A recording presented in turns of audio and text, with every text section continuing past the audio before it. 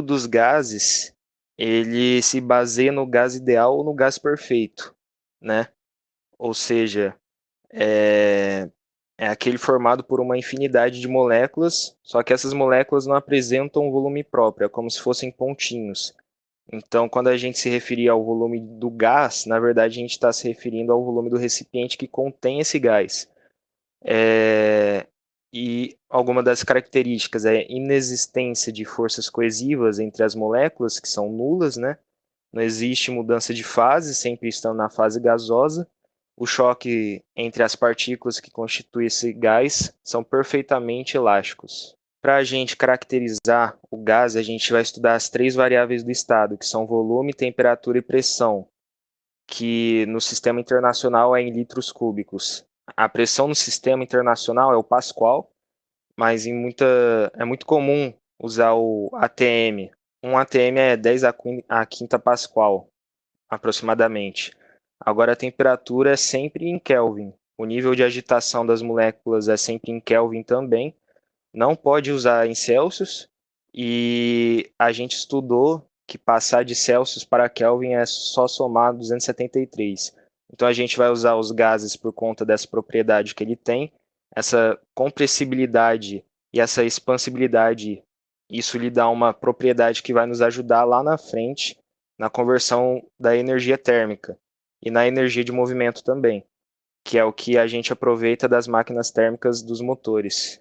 As três variáveis, elas se relacionam com uma equação, que é essa daqui. Se nós pegarmos o produto da pressão do volume dividido pela temperatura, vai dar uma constante. Essa constante de proporcionalidade, ela é dada pelo número de mols, que é a quantidade de gás vezes esse R, que é uma constante de proporcionalidade. Então, nós chegamos na equação PV igual a nRT. Então, essa equação, o produto da pressão vezes o volume é igual ao produto do número de mols. A quantidade de gás, o R que é a constante e a temperatura em Kelvin.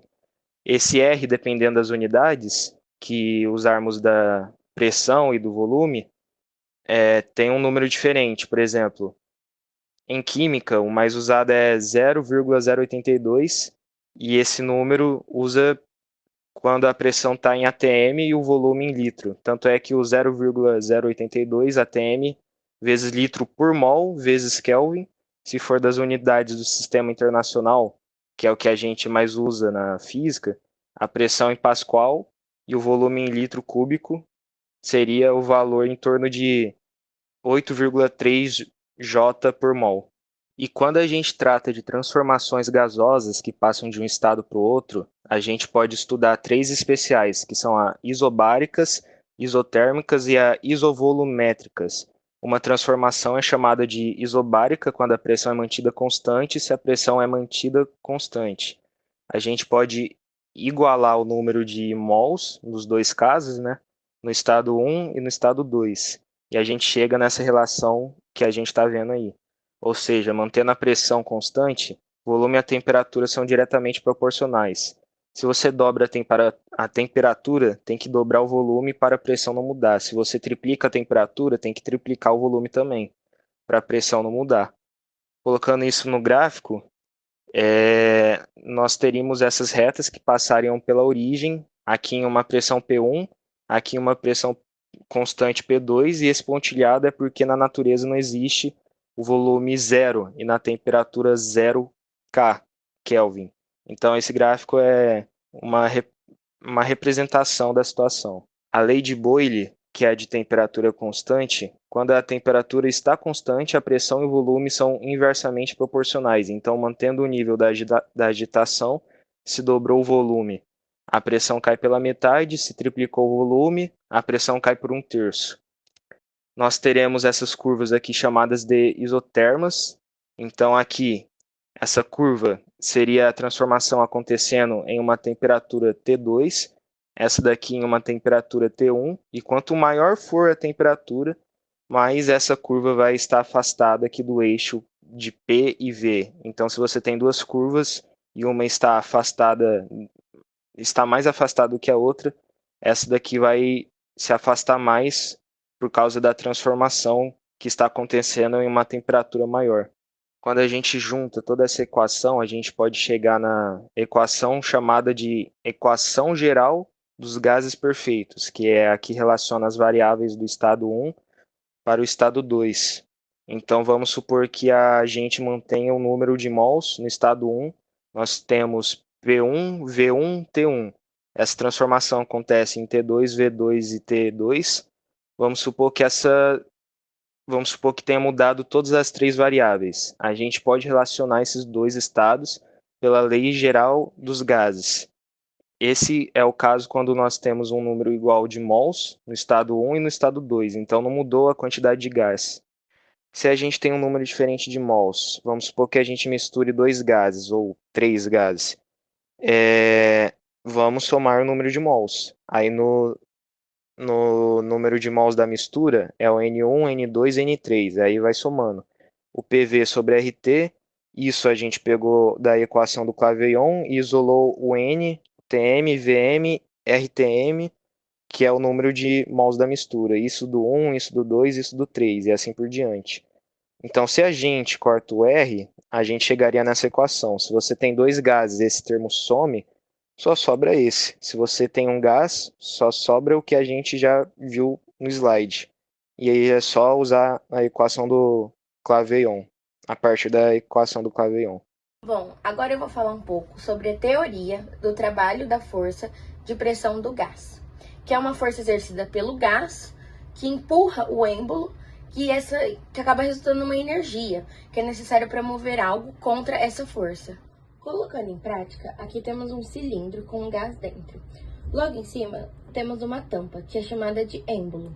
Essa tampa é uma tampa móvel, onde esse êmbolo tem uma área. Logo embaixo desse cilindro temos uma fonte de calor, que aqui no caso eu representei como uma vela. E dessa fonte de calor é onde ocorre a variação da temperatura, que atinge diretamente o gás. Para que esse êmbolo se mexa, é necessário que tenha uma força. E como eu já disse, o êmbolo tem uma área. Então, assim, quando a gente aplica uma força sobre a área do êmbolo, a gente, colocando na fórmula, vira a pressão, que no caso é a pressão causada pelo gás. Já que essa força aplicada promove um deslocamento, e como já sabemos, quando há deslocamento tem trabalho. Portanto, esse gás, ele realiza trabalho. Assim, quando o gás é aquecido, faz com que as moléculas fiquem em movimento, causando uma pressão onde acaba empurrando esse êmbolo para cima. De primeira fórmula, temos a fórmula do trabalho, que é força vezes o deslocamento. Desmembrando essa fórmula, sabendo que a força é a pressão vezes a área, então substituímos. Porém, também sabemos que a área vezes o deslocamento é igual ao volume. Então, a gente substitui na última fórmula, que vai ficar trabalho é igual pressão vezes a variação de volume do gás.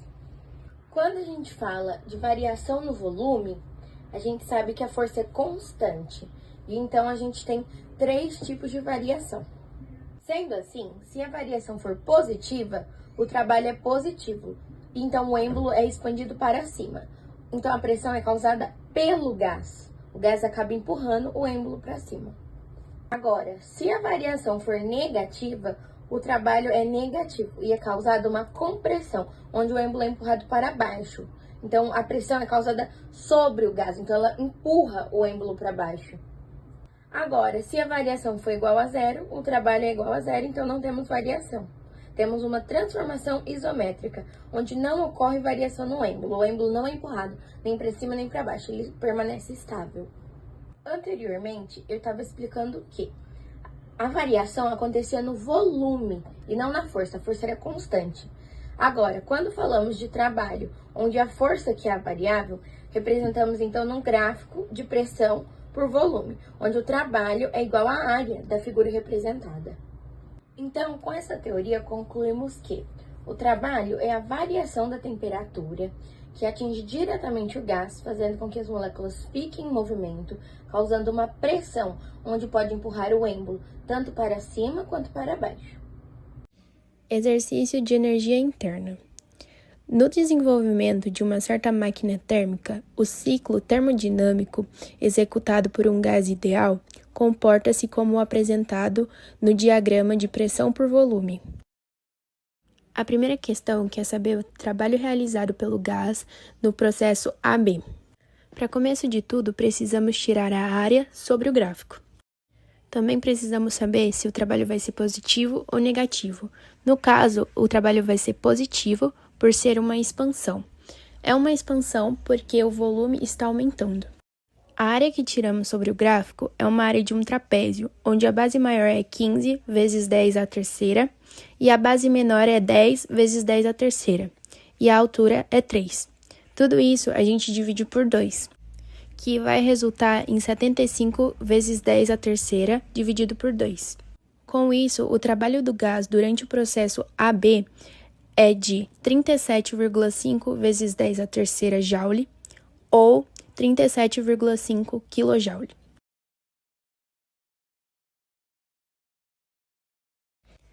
Já na segunda questão, quer saber qual a temperatura do gás no ponto C, sabendo que a temperatura é de 300 Kelvin no ponto B. De B para C tem uma transformação isobárica, e para isso a gente vai usar o PVT Pivotal. Como a pressão não muda de B para C, a gente elimina a pressão. O volume em B é 6, a temperatura em B é 300, que fala no exercício, o volume em C é 9 e a temperatura em C é o que a gente quer descobrir. Com isso, a temperatura no ponto C vai ser igual a 450 Kelvin. Dessa forma, a energia interna do gás aumenta porque ela está intimamente relacionada com a temperatura. Bom, agora a gente vai resolver um exercício sobre o trabalho da força de pressão do gás. Uma energia externa, ou seja, a energia que troca com o meio externo, é aquela energia mecânica. E a grandeza que se mede essa energia mecânica é o gás que tem com o meio externo, que é o trabalho da força de pressão do gás.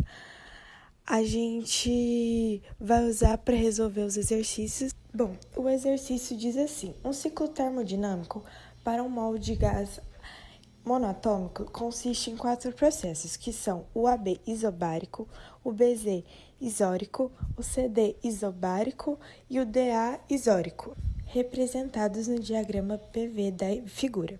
Sabe-se que PA é igual a 3 vezes 10 elevado a quinto, PC 1 vezes 10 elevado a quinto, VD 8,3 vezes 10 elevado a menos 3 e VB é igual a 2. Considere a constante universal dos gases, que é R 8,3.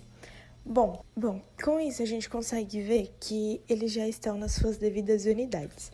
E também que o volume B é o dobro do volume VA. O volume em B é o mesmo que o A. E se o volume é o dobro do de A, dá 16 vezes 10 elevado a menos 3. Então, na primeira, ele pede o valor da temperatura máxima e o da mínima. E para a gente descobrir, a gente precisa lembrar da equação de Clapeyron, que é PV é igual a nRT. O estado da temperatura ele vai ser máxima onde estiver a maior pressão. O maior volume é porque ele dá o valor máximo. Bom, a gente vai começar calculando a temperatura em B, já que é a temperatura máxima. A pressão ela vale 3 vezes 10 elevado à quinta e o volume 16 vezes 10 elevado a 3, a menos 3. E no enunciado ele falou que a quantidade de gás é 1 mol e R vale 8,3. E a temperatura é o que a gente quer descobrir, que é o TB. Agora não tem segredo, é só a gente resolver. E resolvendo essa conta, ela dá 578 kelvins. Essa é a temperatura máxima. Quando a gente olha no enunciado, a gente vê que a pressão mais baixa é no D, então, já que os valores eles são menores. É a mesma coisa que a gente fez para encontrar o B, só que agora a gente vai encontrar o D. Então, a gente repete a mesma fórmula, que é PV é igual a nRT, só que agora com o D na frente. E os valores de D são: a sua pressão é 1 vezes 10 à quinta, o volume em D é 8 vezes 10 a menos 3 e o número de mol é 1. E a temperatura é o que a gente está precisando. Agora a mesma coisa, é só a gente resolver, que acaba resultando em 96 Kelvin, mas isso é aproximadamente. Bom, agora o exercício B. Ele pede para que a gente determine o trabalho em cada ciclo. Como a gente calcula o trabalho em um ciclo, tem duas maneiras. Porém, a mais fácil de se calcular seria o trabalho da área. Então, o trabalho de ciclo é mais ou menos a área interna, que seria, quando ele está no sentido horário, ele é positivo. Quando ele está no sentido anti-horário, ele é negativo. Porém, como no nosso ciclo ele está no sentido horário, então vai ser positivo. Aí, para a gente conseguir calcular essa área desse retângulo, é 8 vezes 10 a menos 3, 2 vezes 10 a quinta, e com isso acaba resultando em 1.600 joules em cada ciclo que o gás transfere para o meio externo. Olá pessoal, hoje eu vou apresentar um exercício sobre a primeira lei da termodinâmica e com isso eu vou apresentar um enunciado. Um sistema termodinâmico constituído de N mols de um gás perfeito monoatômico desenvolve uma transformação cíclica. O que quer dizer com isso? É aquela transformação que corresponde de uma sequência, ou seja, uma sequência de 4 transformações. Continuando, ABCDA, representado no diagrama a seguir. A primeira observação que eu analiso, o volume está em litro, ou seja, eu tenho que converter em metro cúbico. E a segunda observação, o gráfico mostra, ele está em sentido anti-horário, ou seja, ele mostra que pode representar um funcionamento de refrigerador. A primeira coisa que eu posso mostrar, a área interna corresponde ao trabalho no ciclo, ou seja, eu vou demonstrar esse cálculo. O resultado do trabalho foi menos 800. Lembrando, gente, que cada ciclo o gás recebe do meio externo 800 joules de energia mecânica. A segunda coisa que irei aplicar é essa fórmula da primeira lei da termodinâmica em transformação cíclica. Lembrando que a energia interna depende da temperatura em todo o ciclo, então o ΔU será igual a zero. Ou seja, pessoal, o resultado do Q ciclo deu 800 joules. A terceira coisa que eu irei utilizar é essa forma do PV. E com isso, se o PV for maior, é onde a temperatura e a energia interna serão maiores. Bom, pessoal, observando o gráfico, ele mostra que o C é o maior, ou seja, o C e TC. E o menor seria o A, ou seja, o A e TA. Bom, pessoal, agora voltando ao enunciado. De acordo com o apresentado, pode-se afirmar que o trabalho de cada ciclo é 800 joules e é realizado pelo sistema. Não, ele está sendo realizado sobre o sistema. B. O sistema termodinâmico não pode representar o ciclo de uma máquina frigorífica, uma vez que o mesmo está orientando no sentido anti-horário. Não, porque é o contrário disso. C. A energia interna do sistema é máxima no ponto D e mínima no ponto B. Não, tá errado. D. Em cada ciclo, o sistema libera 800 joules de calor para o meio ambiente. Sim, o exercício representa exatamente.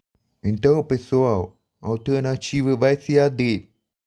Oi, galera, eu sou Isadora, do terceiro colegial, e eu vim aqui para apresentar para vocês os exercícios de máquinas térmicas da aula 44, que o trabalho do Ganso passou.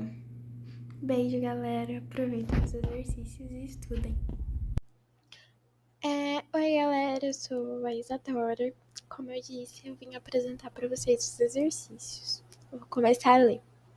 A figura representa o diagrama de fluxo de energia de uma máquina térmica que, trabalhando em ciclos, retira calor do Q1 de uma fonte quente Parte dessa quantidade de calor ela é transformada em trabalho mecânico e a outra parte, Q2, transfere-se para uma fonte fria. Cada ciclo dessa máquina, Q1 e Q2, são iguais em módulo, respectivamente. 4 vezes 10 a terceira joules e 2,8 vezes 10 a terceira joules. Sabendo que essa máquina executa 3.000 ciclos por minuto, calcule. Vou começar a calcular o rendimento dessa máquina. Para calcular o rendimento, a gente precisa de uma fórmula, que é o rendimento menos 1 menos Q2 dividido por Q1. Como eu coloquei aqui exemplificado para vocês, eu coloquei já a conta certinha que vai dar 30%, 0,3, que eu fiz essa conta na calculadora. Agora vamos pro B, que a gente precisa achar a potência em watts e como que essa máquina opera. Para a gente achar, a gente precisa do trabalho menos Q1 menos Q2, para a gente achar o trabalho nessa máquina. Aí vai pegar 1,2 vezes 10 e a gente vai achar a potência útil no final. Mas para achar a potência útil, a gente precisa achar também o ΔT, que é o intervalo de tempo da equação. Para a gente achar o ΔT, a gente precisa fazer a seguinte relação. A gente coloca 1 minuto por 60 segundos, no caso, e 3.000 ciclos. Se der um segundo, um ciclo que a gente precisa achar o tempo que ele acha num ciclo. 3.000 vezes o intervalo de tempo, que é igual a 60. O intervalo de tempo, 60 dividido por 3.000, vai dar 1 dividido por 50. Agora, para a gente achar a potência dessa máquina, a gente precisa achar o trabalho dividido pelo intervalo de tempo. A gente faz 1.200, que foi o que a gente achou no trabalho, na primeira parte da equação, e divide pelo intervalo de tempo. Dividindo pelo intervalo de tempo, a gente acha 60.000 watts, que simplificando fica 60 kW, que fica mais fácil. Esse foi o exercício 1, eu espero que vocês tenham entendido, que eu tenho explicado para vocês, e é isso.